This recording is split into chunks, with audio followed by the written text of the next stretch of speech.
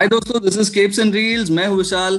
और आज जब स्नाइडर कट आ ही चुका है और इतना बवाल मचा ही चुका है, तो हम लोग ने सोचा कि इस चीज को रिव्यू करने से अच्छा हम इस पे डिस्कशन करें। तो आज मेरे साथ है Saurabh and Omkar, who are the founding members of capes and reels, and we are going to discuss certain things about the Snyder cut, जो सवाल आप सबके मन में होंगे। So Saurabh, hi there. Hi Vishal. Hi Omkar. Hi guys. Welcome to Capes and Reels. Hi Omkar. Hi Vishal, hi Saurabh. Guys, welcome to Capes and Reels.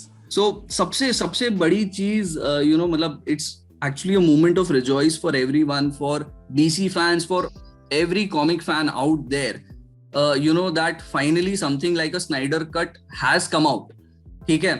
अब अभी तक तो जितने भी रिव्यूज आ रहे हैं सब पॉजिटिव आ रहे हैं, ओवरवेलमिंगली पॉजिटिव आ रहे हैं, सब लोग पॉजिटिव्स की ही बात करें। But there are certain things जो इस फिल्म की नेगेटिव्स भी हैं।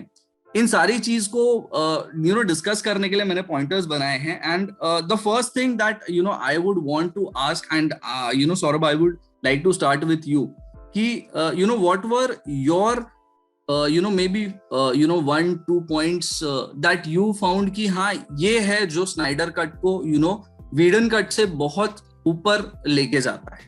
So what would be your character moments, or what are the pointers that you would say कि हाँ इसके वजह से स्नाइडर कट बहुत ज्यादा एलिवेट हो जाता है। Thank you so much Vishal इस opportunity के लिए। And I think मेरा ही नहीं, I think दुनिया में अगर सबसे ज्यादा पॉपुलर सुपर हीरो कोई है तो वो है Batman. And not just a super hero, Batman is one of the most strongest characters जो हमने लिटरेचर में देखे हैं over a period of time. तो उतना बड़ा इम्पैक्ट है बैटमैन का इन दी एंटरटेनमेंट कल्चर बोल दो, या लिटरेचर बोल लो, या एनिमेटेड यूनिवर्स बोल लो। So that is the kind of impact जो बैटमैन के कैरेक्टर का रहा है इतने सालों में। तो मेरे लिए स्नाइडर कट का सबसे बड़ा positive was the way they treated Batman, because Whedon cut में all the comedy was happening at the expense of Batman. And throughout ऐसा दिखाया जा रहा था कि सिंस बैटमैन के पास पावर्स नहीं है तो कोई भी आके उसका मजाक उड़ा के जा सकता है। बट हम सब बैटमैन के बचपन से फैंस रहे हैं, और हमने इतने जस्टिस लीग के कार्टून्स देखे हैं, कॉमिक्स देखी हैं, गेम्स देखे हैं, and never as fans we felt कि सिंस बैटमैन के पास पावर्स नहीं है तो he is lacking behind. And I think most of the people के favourite characters used to be either Superman और Batman. So the way they treated Batman in this movie, that was amazing. Just to get into a few details, the very first scene ऐसा दिखाया गया है कि he is climbing the entire mountain and trying to reach that particular location in Iceland. अब ये Batman का never give up वाला जो एटीट्यूड होता है, जो हम बचपन से देखते आ रहे हैं कार्टून्स में, मूवीज में, उसको दिखाता है। सेकेंड थिंग, जब वो डायलॉग चल रहा होता है बैटमैन का with Aquaman and with the other people in that bar, suddenly Batman starts speaking in the local Iceland language, and I think that was a big that was an important factor, because we all know that Batman believes in knowledge being power and how knowledgeable Batman is. So showing him in that line and showing him as a natural leader throughout the movie. So yeah, I think that was the biggest positive for me, the way they treated Batman in this movie. Very very true actually, Saurabh, because this was one of the most critical thing जो theatrical release में, जब theatrical release बाहर आया था, तो although theatrical release मुझे उतना बुरा नहीं लगा था, बट बहुत लोगों ने ये कंप्लेन की थी कि बैटमैन को बट ऑफ जोक बनाना is not right. And somewhere क्योंकि जॉस व्हीडन इन्वॉल्व थे, Joss Whedon, the nature of his direction, the nature of his story telling is goofiness add करना है, टीम में झगड़ा लगा देना है, उस तरह से वो स्टोरी को बिल्ड करते हैं। So I guess that is the style that he opted for. Omkar, what would be the thing that elevates Snyder cut for you?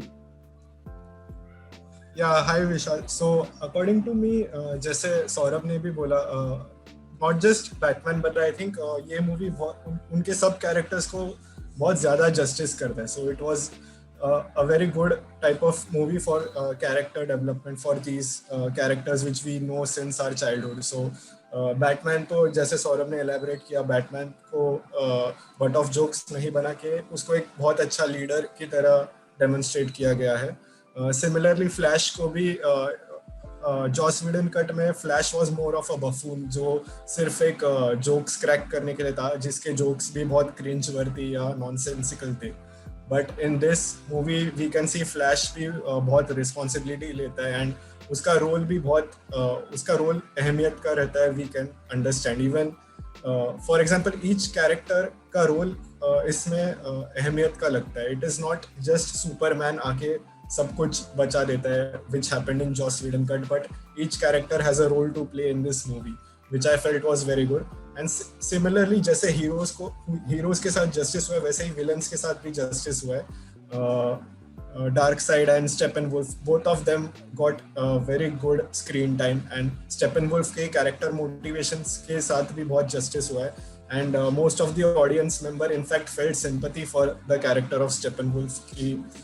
He was banished from his home world and he is just trying to get back into Darkseid's good books and therefore he is doing this. जबकि पहले वाले cut में वो कोई कुछ भी समझ में नहीं आता कि why he was doing this, what was his motivation, etc. So yeah. Hey, exactly, Omkar. In fact दो तीन वीडियोस मैं भी जब ऑनलाइन देख रहा था तो मुझे सबसे ज्यादा कमेंट्स यही पढ़ने में आए कि how they have made such a good villain out of Steppenwolf and he is gaining in fact a lot of sympathy online. अगर आप अभी जाके देखें तो स्टेपनवुल्फ के कैरेक्टर को काफी सिंपैथी मिल रही है. So I guess for me the biggest takeaway would be Cyborg की स्टोरी को जैसे उन्होंने जस्टिस की एक सेंटर पॉइंट में उसको ले गए. I guess that was really very well done. And एक तरह से ना जो रे फिशर जिन्होंने साइबॉर्ग का कैरेक्टर प्ले किया है, the kind of outrage जो उन्होंने दिखाई against WB and against the whole thing going south, वो justified लग रही थी क्योंकि इस कट में actually पता चलता है कि this was a cyborg movie. If Batman versus Superman was a Batman movie, if Man of Steel was a Superman movie, Cyborg के लिए Justice League was the movie that establishes him, his character motives and everything. So the three character arcs that really come out in this cut, सबसे बड़ा है Cyborg. Second of course है Flash का moment जो है, जो हम आगे जाते हुए एक spoiler discussion भी करेंगे how it became a game changer. And third is Steppenwolf. Batman के लिए बैटमैन के हिसाब से एक जस्टिस हुई है, डेफिनेटली दैट इज वर्थ. इसके अलावा Wonder Woman, Superman and Aquaman are just present there. उनका प्रेजेंस उतना फेल्ट नहीं हुआ, बट एक तरह से सुपरमैन तो ऑलमोस्ट लास्ट एक्ट में ही दिखाए गए हैं एंड वंडर वुमन और एक्वामैन की ऑलरेडी इसके बाद जस्ट या इसके पहले एक मूवी आनी थी. सो आई थिंक ओवरऑल ये कट बाकी तीन कैरेक्टर्स को एस्टैब्लिश करने में बहुत अच्छा काम कर रहे हैं. Anything else that you guys want to talk about कि वीडन कट में क्या अच्छा था, that could have been included here? Saurabh? Again going back to my favorite character Batman. Now I myself have two different thoughts about this thing. So Whedon cut actually starts with the Batman scene where we see Batman hunting for a parademon, and the scene was shot very beautifully. The way we see Batman swinging around the buildings in Gotham, and the classic music from Batman the animated series that coming into play. So the scene was shot very beautifully. That is why I feel that it was a miss. लेकिन अगर story के perspective से देखें तो that scene did not add to any logic, क्योंकि उस point तक Batman just knows that there's a threat coming, but उसे exactly नहीं पता है कि threat क्या है, या फिर they feed on fear. So from a logical standpoint, that scene doesn't make a lot of sense, but from an aesthetic point of view, that scene made sense. Apart from that, I felt the Themyscira chase scene when they are basically trying to protect the mother box from Steppenwolf, I think that was crispier in Whedon version. But yeah, these are just minor hiccups. But apart from that, I think this movie is 100 times better than the Whedon cut. नहीं, वो तो हरगिज है ही कि Whedon cut से काफी अच्छी है, बट या of course there are certain things जो वीडन कट से भी लिए जा सकते थे. Omkar, anything to add on this? तो आई थिंक वीडन कट का one aspect which I like was that बहुत सारे सीन्स को बहुत क्रिस्पियर बना दिया था. Obviously it was for theatrical release, इसलिए वो हुआ था, but the movie flowed very fast, whereas in this cut I think the scenes took their own time, थोड़े आराम से फ्लो हो रहा था. बट दैट आई अंडरस्टैंड, वो थिएट्रिकल रिलीज के लिए किया गया था, तो वो उनको करना पड़ा.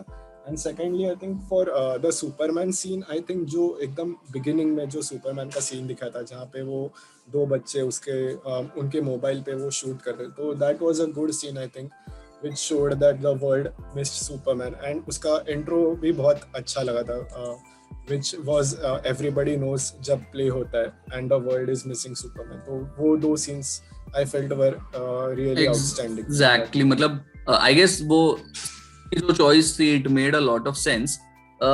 हालांकि story wise जो ये वाला intro था वो ज़्यादा fit होता है, but everybody knows is something that was my favorite part from that movie. So I guess cut में definitely Snyder cut winner है, but there are certain things that could have been taken from Whedon cut as well. So that was the discussion about how Snyder cut is better and superior to the cut. Moving on to our next point of discussion. Moving to the second point of discussion about the background music. So although बहुत सारे लोगों को background music बहुत अच्छा लगा है, to some extent मुझे लग रहा था वंडर वुमन का जो थीम था या थेमेस्कीरा में जो एक बैकग्राउंड म्यूजिक प्ले होता है, आई डोंट नो, बाकी सारी चीजों से मैं बहुत ज्यादा सेटिस्फाइड था. जैसे फ्लैश को जो थीम मिला है when he does his big act, cyborg का जो थीम है, सुपरमैन का थीम ऑफ कोर्स बहुत अच्छा है पहले से. हाउएवर जो थेमेस्कीरा वाला सीन था जहां बैकग्राउंड में एक ओपेरा सिंगर्स टाइप कुछ ना कुछ हमेशा प्ले होते रहता था, मतलब मुझे हमेशा वो उतना हजम नहीं हुआ कि इट वाज गुड और नॉट, बिकॉज ऑनलाइन बहुत सारे लोगों ने बोला कि it made a lot of impact for them. मुझे थोड़ा सा ऐसा लग रहा था उस चीज ने डाउन प्ले कर दिया या उस चीज को बहुत ज्यादा ओवर प्ले करता हुआ नजर आया. It felt very much inspired from 300, but मुझे थोड़ा सा वो डाइजेस्ट नहीं हुआ. Omkar, anything on the background music here? Yeah, exactly. I think wonder woman का जो बैकग्राउंड म्यूजिक था वो एक थोड़ा खटक रहा था आई थिंक पूरे मूवी में. जब भी वो whenever wonder woman appears on the screen, एक वो स्क्रीम या लैमेंटेशन, सबटाइटल में लैमेंटेशन करके आ रहा था, तो एंशिएंट लैमेंटेशन करके जो म्यूजिक प्ले होता है वो एवरी टाइम जब वो अपीयर होते तब खटक रहा था. whereas I think the original was very good. I mean, अगर उन्होंने सिर्फ वो हांस जिमर ने जो वंडर वुमन का म्यूजिक जो चेलो पे प्ले होता है वो अगर सिर्फ वही प्ले किया रहता है, it would have work perfectly. So I just think वो एक पार्ट मुझे अच्छा नहीं लगा, but otherwise I think justice league का जो मेन थीम था जो बहुत बार प्ले होता है I think through out the movie, वो बहुत ही आउटस्टैंडिंग था, हीरोइक था बहुत ही. एंड आई थिंक सुपरमैन का जब वो अपीयर होता है तो फ्लाइट जो मैन ऑफ स्टील का टीम का प्ले होता है, so that was also a very good. वो एकदम गूज़बम्पी बैकग्राउंड है आई गेस. या हांस जिमर को मतलब उसके लिए स्टैंडिंग ओवेशन मिलना चाहिए हर बार. राइट, वो तो एपिक एकदम म्यूजिक है. And otherwise the music was very good. जो वीडन कट में जो डैनी एल्फमैन आई थिंक कंपोजर था, तो उन्होंने बहुत 1980s टाइप का म्यूजिक लगाया था, whereas this felt more modern, and इसलिए मजा है ये मूवी में. And I think also regarding that opera music, I think Zack Snyder in general is always very much inspired with mythology as well as references from the Bible. So I think एक और scene में जब Aquaman दोबारा he's going towards the water and those women in Iceland, they start singing some kind of prayer for Aquaman, because correct at the very beginning. Snyder, he sort of looks at superheroes as modern day gods. So I think वो एक reason हो सकता है कि for the choices of his music. And but apart from that, I think these characters, as we always talk about, compared to Marvel, DC के characters के पास एक बहुत ही स्ट्रॉन्ग सोर्स मटेरियल है, even from comics as well as animated series.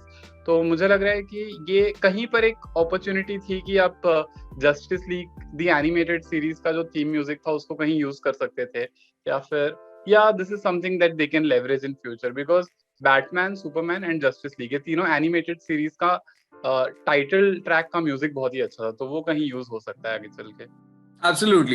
Absolutely agree with you. But हाँ, मतलब we will also have to look into this कि हैंस जिमर ने अब जो थीम्स दे दिए हैं, एंड इनफैक्ट नोलन के बाद जो बैटमैन को भी थीम मिल गया है, कहीं ना कहीं प्रेजेंट जनरेशन के लिए that has become the definitive theme. Both man of steel के लिए जो थीम हैंस जिमर ने दिया है, एज वेल एज बैटमैन के लिए जो थीम्स क्रिएट किए गए थे in dark knight, I guess ये काफी डेफिनेटिव बन गए। बट या एट द सेम टाइम जो पुराना बैटमैन है, I still remember the animated series का introduction of Batman is, I think the most amazing stuff that I've heard as a kid.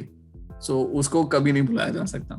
So that was about background stuff and background music ke bare mein. So guys, moving on to the next point, the 3 outstanding moments of Snyder Cut. Of course बहुत सारे हैं मेरे हिसाब से तो, but यहाँ से मैं लोगों को वार्न कर देना चाहूंगा कि आगे जाते हुए, इनफैक्ट हमने ऑलरेडी बहुत सारे स्पॉइलरी डिस्कशन कर लिए हैं, बट आगे जाते हुए if you have not seen the Snyder Cut, please go and watch it, only then discuss, then come to listen to this podcast. मेरे हिसाब से मेरा top moment in the Snyder Cut रहा है flash reversing time. I don't know कितने लोगों को वो समझा रहेगा, that is the only drawback जो मुझे लगता है उसके बारे में। although स्नाइडर ने इस मूवी को काफी डम डाउन किया है। 4 घंटे एक मूवी को बनाना, this movie can easily be made in a 3 hour movie, but scenes को एक्सपोजिशन ज्यादा दिया गया है, एक बैकग्राउंड लेयर ज्यादा दी गई है, ताकि एक नॉन फैन को, जो डीसी का फैन या कॉमिक बुक फैन नहीं है, उसको भी सारी चीजें समझ में आ जाए। बट एज बीइंग समवन जिसने थिएट्रिकल वर्जन भी देखा था और स्नाइडर कट देख लिया जो, so for me first moment of surprise was the reveal of anti-life matter. so वो करीबन मिडवे होता है मूवी के, and then at the end जब फ्लैश रिवर्स करता है टाइम को, and the fact that this is happening, मैं एक्चुअली बोलना चाहूंगा कि मतलब इट वाज अमेजिंग। मैंने वो पूरा सीन रिवाइंड किया वापस, और वापस से देखा कि oh shit, that this is happening, this is the moment। और यहाँ से एक ग्राउंड वर्क ले कर दिया गया है कि फ्यूचर में जब फ्लैश पॉइंट आएगा तो वहां उसे इस चीज को लोग ज्यादा से एक्सप्लेन कर पाएंगे कि how flash can go back in time, reverse the flow of time, and how he can mess around with realities. तो I guess alternate reality at the end of the movie बताई भी जाती है, वो हो सकता है कहीं ना कहीं इस चीज से स्टेम करता हुआ वो लोग दिखा सके। I don't know, I am just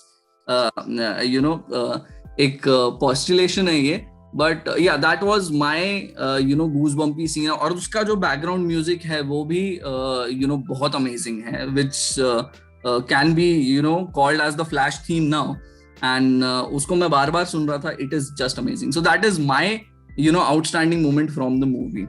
Saurabh and Vishal, just before that, so just adding to this particular moment, I think इस moment को जिस तरह से सेट किया गया है, that is also amazing। मतलब हमें एक बहुत ही जैसे आपने बोला कि एकदम डम डाउन किया गया है कि मदर बॉक्सेस के साथ क्या प्रॉब्लम है, उसे कैसे सॉल्व किया जा सकता है, and the way leak fails to do it for the first time. तो जिस तरीके से इसे दिखाया गया है, the things that lead up to this moment feel very organic. मतलब ऐसा नहीं लग रहा था कि फ्लैश का टाइम ट्रैवल के पावर्स दिखाने हैं तो इसलिए हम ये सीन डाल देते हैं। It made a lot of sense. And actually I think Snyder cut की खासियत ये है कि हर एक सीन एक लॉजिकल फ्लो की तरह आता है and makes a lot of sense. सिर्फ फैन सर्विस के लिए नहीं किया गया ऐसा लगता है। एंड ऑल्सो उस सीन के around when the destruction starts to happen and when it goes back, the director is not trying to camouflage anything, मतलब वो डिस्ट्रक्शन इतना ज्यादा होता है कि a godlike being like Superman also gets destroyed. Correct. And that he is also eventually made up of flesh and blood, and he is healing when time is turned back. So I think it was a very brave way to show that scene. Correct, Saurabh. Correct. Very true. इसके अलावा Saurabh, anything outstanding for you? Yeah, I think I will go with the cliche. मुझे सबसे ज्यादा अच्छा obviously nightmare sequence का continuation लगा. मतलब जो हमने BVS में nightmare sequence देखा था और यहाँ पे जिस तरीके से वो continue होता है. That was goosebumpy. Yeah, please continue. That was an amazing scene. Yeah. Because the thing is, especially Ben Affleck, the way these हमने सबने कभी ना कभी Injustice गेम खेला हुआ है. हमने DC के एनिमेटेड शोज में इस तरह के पैरेलल टाइमलाइंस वाली चीजें देखी हुई हैं. तो the way the characters looked in that particular scene felt so true to जो हमने अभी तक देखा हुआ है.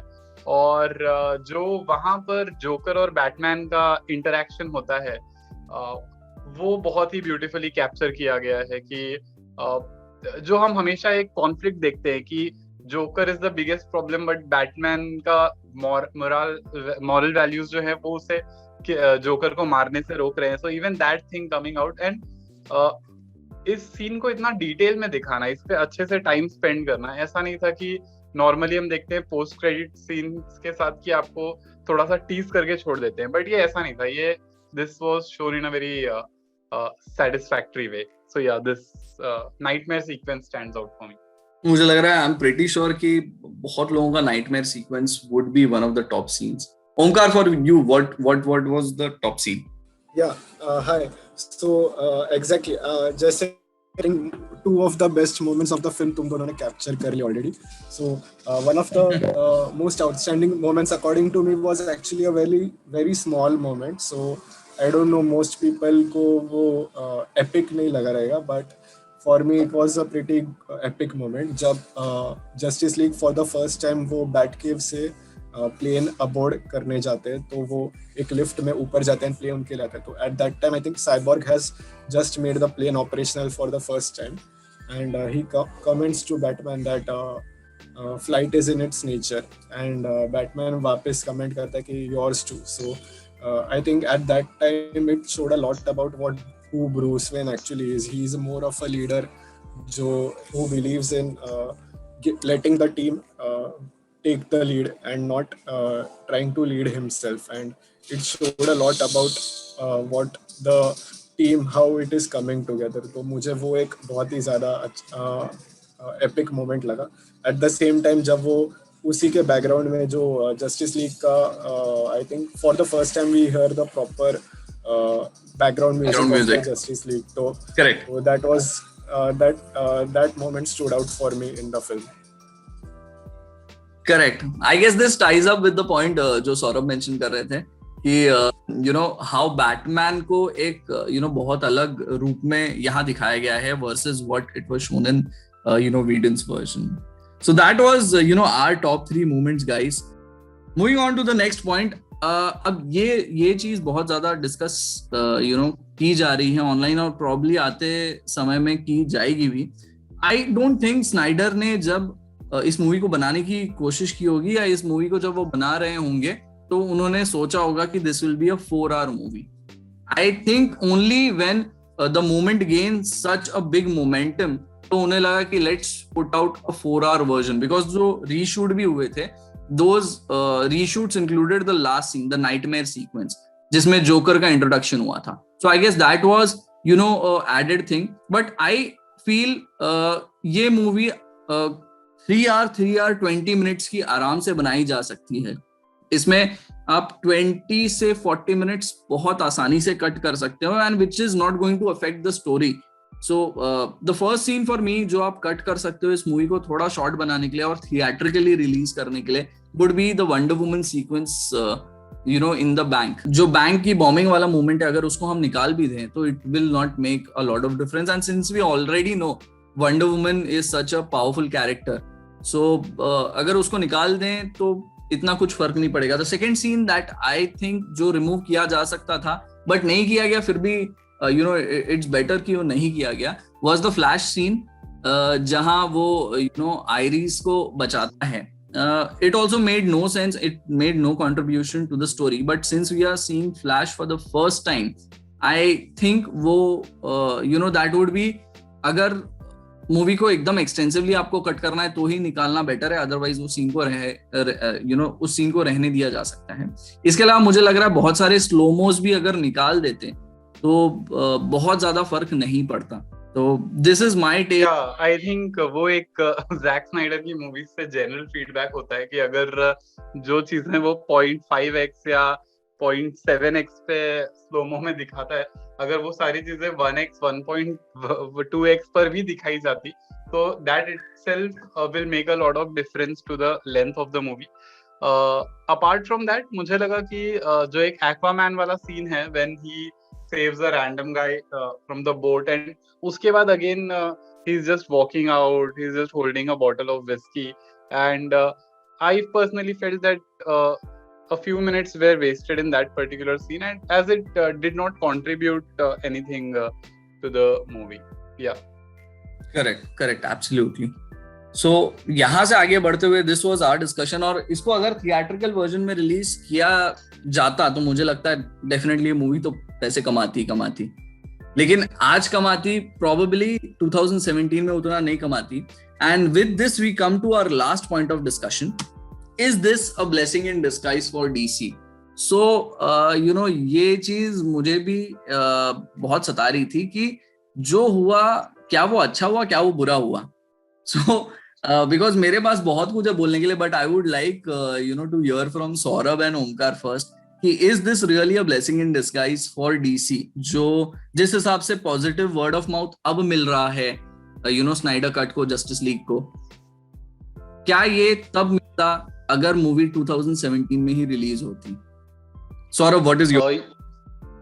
या विशाल, या यू आर राइट. सो उस पर जाने के पहले मैं लेंथ पर एक छोटी सी बात बोलना चाहूंगा कि आई थिंक वार्नर ब्रदर्स ने from a business point of view एक डिसीजन लिया कि इसे हम 3.5 या 3 घंटे की ना रख के 2 घंटे या 2.25 घंटे की करें, ताकि we get more number of shows and we make more money. But I think एक सिंपल सा मैथ या एक सिंपल सा गूगल सर्च वो कर लेते तो जो अब तक की उस टाइम तक की भी जो 2 सबसे बड़ी हिट मूवीज थी, टाइटैनिक और अवतार, both where 3 hour plus movies. और अब हम अगर एंड गेम को भी उस लिस्ट में जोड़ दें तो एंड गेम का भी रन टाइम 3 घंटे का है. तो अगर आपके पास स्पेशली विद डीसी, अगर आपके पास एक इतना रिच यूनिवर्स है, then I don't think there is a reason to hold back on time.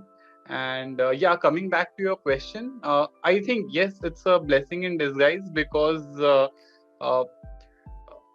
उस समय एक certain template of movies जो कि मार्वल की आ रही थी, वो देखने की लोगों को आदत सी पड़ गई थी. तो उस टेम्पलेट से अगर कोई भी चीज बहुत ज्यादा डिविएट होती थी तो पीपल वुडंट अप्रिशिएट दैट. तो शायद अगर ये वर्जन तब भी रिलीज होता तो शायद इसे ऐसा लव और अफेक्शन नहीं मिल पाता जैसा अब मिल रहा है. I am in very much agreement with what you said, Saurabh. तब और especially following on the footsteps of BVS, ये रिसेप्शन नहीं मिलता, इम्पॉसिबल था इस रिसेप्शन को गेन करना तब. Omkar, what would be your take? Yeah, I think जैसे सौरभ ने कहा वो तो that is the primary point. Secondly, I also feel कि at that point there was a lot of interference by Warner Brothers Studio with the vision of Zack Snyder. I mean, Zack Snyder को ये movie जैसे बनानी थी वो उसको बनाने नहीं दे रहे थे.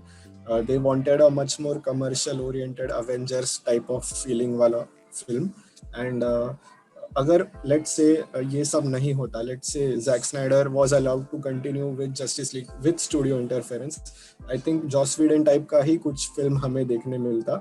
And again the critics would have panned Zack Snyder, उसका करियर को वो लोग डिस्ट्रॉय कर देते, मे बी DCEU को पूरा राइट ऑफ ही कर देते, and it would have been chalked to the failure of Zack Snyder for DCEU. Whereas because of Joss Whedon, I think at least people appreciated कि there was a lot of studio interference, and फिर जो ये बड़ा fan movement start हुआ for releasing the Snyder cut, उसके वजह से हमें ये भी देखने मिला कि what actually Snyder wanted to do, and we could see the clear cut difference between what the studio wanted and what the director wanted, and हमें समझा कि basically Zack had a very good clear goal of what he wanted from the DCU. So yeah, I think it's a blessing in disguise, because अब at least Warner Brothers को भी समझ में आया कि let the fans get what they want rather than forcing something which they don't want down their throats. It's better to be original rather than to copy Marvel. Marvel को अपना thing करने दो,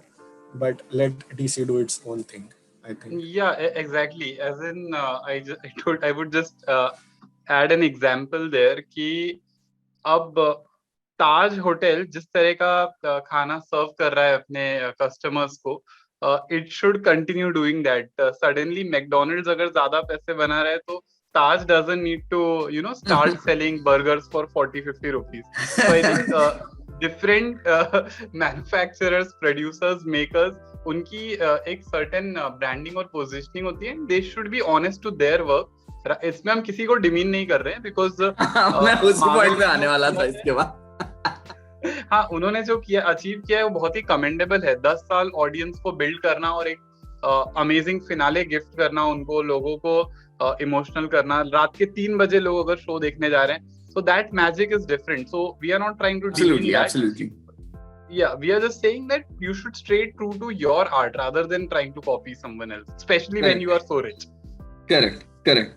और अब just adding to आप दोनों ने जो 2 पॉइंट्स बोले हैं, पोस्ट एंड गेम बहुत सारे जो कैजुअल फैंस थे जो मार्वल से अटैच हो गए थे देखने के लिए, I guess they have somewhere found a closure. और वो उन फैंस को वापस एंगेज करना आई डोंट थिंक उतना आसान होगा मार्वल के लिए. So that fan base is out there looking for content. उस ऑडियंस को कैप्चर किया जा सकता है. सेकेंडली, जो बहुत बड़ी चीज हुई है BVS के बाद, जो ऑडियंस में और खुद DC फैंडम में जो डिवीजन था, I guess because of the interference and because of all that happened, वो जो नेगेटिव वाइब थी उसको एक तरह से टोटली कन्वर्ट कर दिया गया है सिंपैथी में, और सिंपैथी से अब उसे एक पॉजिटिव वाइब में कन्वर्ट कर दिया गया है post Snyder cut. So this going from here, अब सबसे अच्छी बात यह है कि मल्टीवर्स जब ओपन हो जाता है तो you can have a older Batman played by Michael Keaton. You can have the Snyderverse Batman which can go on as movies या एज HBO Max shows, जो मुझे लग रहा है होगा, क्योंकि स्नाइडर इज वन डायरेक्टर जो 2.5 घंटे में एक स्टोरी नहीं वीव कर पाते. उनको 3-3.5 घंटे चाहिए होते हैं, and that is very much evident from Snyder cut और फ्रॉम वॉचमैन और फ्रॉम BVS अल्टीमेट एडिशन. उनको आप HBO Max की सीरीज दे दें, and at the same time you can have a new Batman taking on the mantle in Matt Reeves. So तीनों तरह की चीजें आप चला सकते हो. और जो एक वैक्यूम क्रिएट कर दिया गया है एंड गेम के बाद MCU के फैन बेस में या टोटल कॉमिक बुक के फैन बेस में, उसको कैप्चर करना शुरू कर सकते हो. बिकॉज MCU के पास अभी जो कंटेंट है वो एक तरह से एक गैप कंटेंट है. वो अपनी ऑडियंस को वापस ऑन बोर्ड करने के लिए उन्हें वापस टाइम लगने वाला है, unless and until they go back to X-Men universe और वहां से जो बड़े दिग्गज हैं उन कैरेक्टर्स को लेके हैं. So this is a great opportunity, and I feel 2021 में इसको रिलीज करने से बहुत अच्छा एक स्टेप अप मिला है DC को एंड Warner Brothers को. They should utilise this, they should build on it and not go for the fuck up once again. So with that, I guess anything else that you guys want to add on this? Yeah. So just वही again, तो जैसा कि हम सब ने जब MCU देखना शुरू किया था, हम सब 19-20 साल 18-19-20 साल के थे, एंड बहुत सारे लोग उस समय 12-13 साल के थे जो MCU की ऑडियंस बिल्ड होनी शुरू हुई थी. बट अब उस ऑडियंस ने एक certain they have reached certain maturity. Exactly. So, but MCU, I don't think अब तक उन्होंने captain America the winter soldier छोड़कर कोई भी brave attempt किया है in terms of actually stepping into a different genre. I think Black Panther was something grand because of the representation part. But apart from that, MCU अभी तक template break नहीं कर पा रहा है. And WandaVision, such a brilliant series, but towards the end again it went back to the template, and now it's a very forgettable series. मतलब 3 हफ्ते पहले उसके बारे में सब बात कर रहे थे, and now it's like it never existed. मुझे लगता है गेम ऑफ थ्रोन सीजन 8 के बाद अगर किसी ने इतना बड़ा लेट डाउन दिया है, it has to, that award has to go to WandaVision episode 9. Correct. Yeah, absolutely. Yeah. Correct. So that is there. Yeah, so I think उस वजह से there is an audience which is there for Zack Snyder's kind of work. So I think the Zack Snyder universe should continue. I think we wouldn't need another hashtag like continue with Snyderverse. I don't think we would need that, but yeah, I think this universe should continue. खाली एक चीज का उन्हें ध्यान रखना चाहिए कि going ahead, जैसा विशाल आपने बोला कि अपॉर्चुनिटीज बहुत सारी हैं, लेकिन वो सारी अपॉर्चुनिटीज एक साथ ना कर दे. मतलब जैसे BVS में ये हुआ था कि बहुत सारी स्टोरी लाइंस डालने की कोशिश की थी, तो they should go in a linear fashion. Opportunity बहुत है डीसी का. Sorry Omkar, you can continue. Yeah, I think as per your point, I think DC needs some central figure to oversee the development of these projects. So जैसे Marvel के पास Kevin Feige है, you need someone who can look at the broader picture and look at where the train is going. So train चलाने वाला कोई दूसरा रह सकता है director, but you need some central planner जो plan करे trains कहाँ पे जा रहे overall. वैसे बहुत पते की बात है ये. They need someone like Kevin Feige. So I hope DC continues on this path. Finally एक positive vibe में आ गया है. The reception has been overwhelmingly good. This Rotten Tomatoes पे ये सबसे ज्यादा अप्रूवल रेटिंग वाली स्नाइडर मूवी बन गई है. फैंस में भले वो DC के हो, मार्वल के हो, सबको पसंद आ रही है. Especially with a length of 4 hours. Even with a length of 4 hours, the kind of buzz that this movie has created is just amazing. And it was so heartening to see कि Russo brothers actually congratulated Zack Snyder for this movie. Yeah. I saw that tweet. Not just Russo, I think even Ryan Reynolds and I think और भी Jack Kirby जो Darkseid के director ने भी शायद कुछ तो ट्वीट किया था in support. So yeah, Deadpool के क्रिएटर ने जिसने Deadpool क्रिएट किया था कॉमिक्स में. So I hope everyone came together for Zack this thing. Correct. So guys, that was the discussion. We hope you enjoyed this discussion. For more reviews and analysis, you can definitely check out our channel. हमने इसके पहले भी बहुत सारे analysis किए हैं, reviews किए हैं. We have a segment called 30 seconds review where we try to give you the gist of कोई नई मूवी आई है, कोई नई सीरीज आई है, उसे आपको देखना चाहिए या नहीं देखना चाहिए, बट हम उसे आपको सिर्फ 30 सेकंड में बता देते हैं. सो आपका बहुत सारा टाइम सेव होगा इस चैनल पे. Please do subscribe to our channel. Thank you once again, Omkar. Thank you, Saurabh, for joining us, in this discussion today. Thanks, Vishal. Thank you, Vishal. So with that, we'll be signing off. Thanks for watching.